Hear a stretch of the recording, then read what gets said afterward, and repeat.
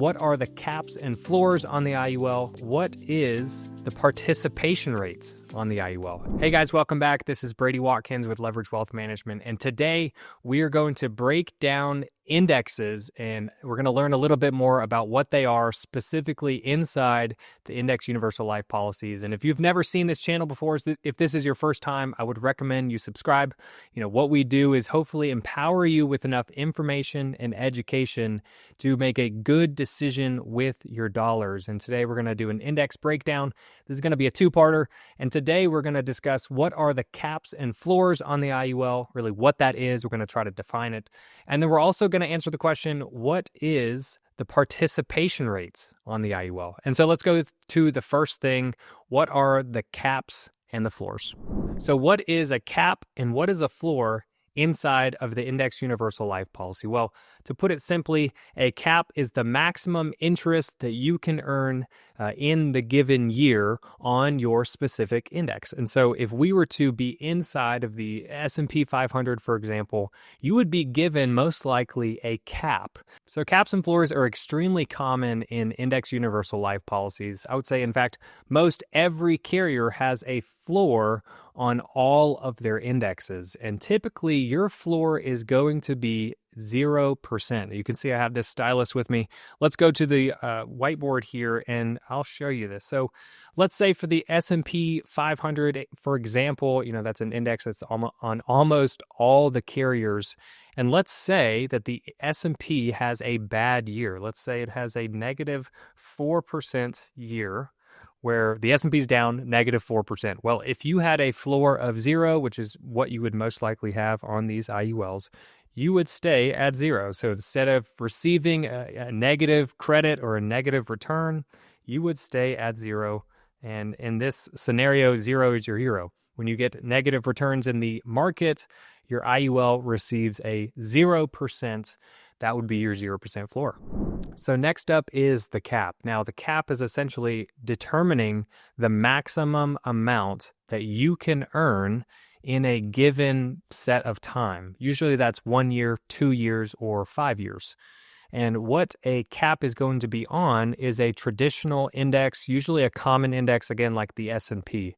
And so let's say, for example, you have a cap of 10% on your S&P 500 index. Now, that's pretty normal right now. It's the end of 2025. A typical cap for the S&P index is going to be like 10 to 12% right now.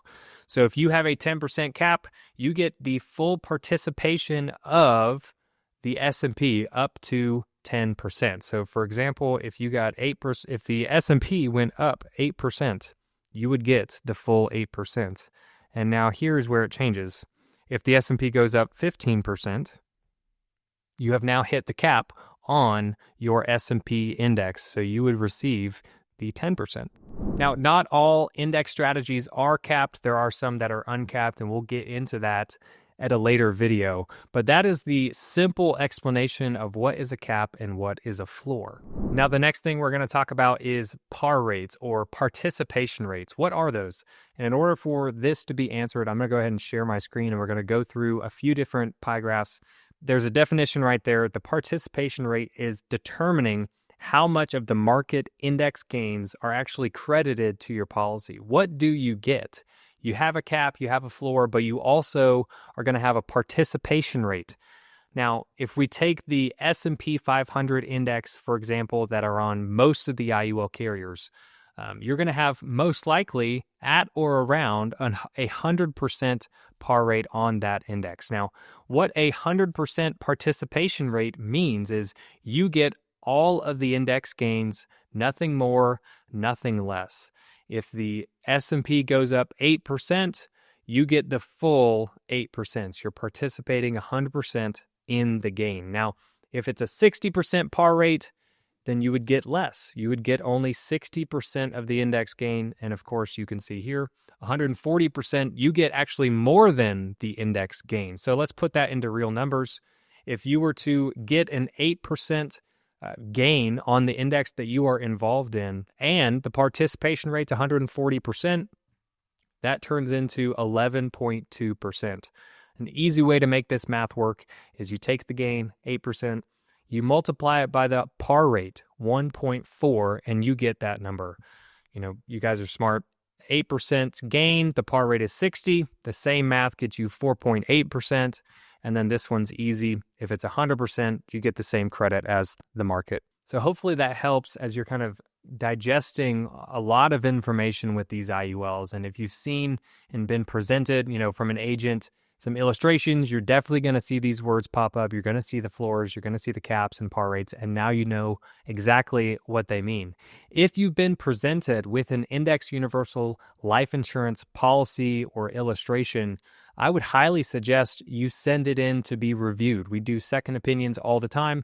We can tell you without a shadow of a doubt whether or not it is going to be best for you, if it's the best interest for you. If it's the best bang for your buck, you have to know. And if you want to know, you should send it in.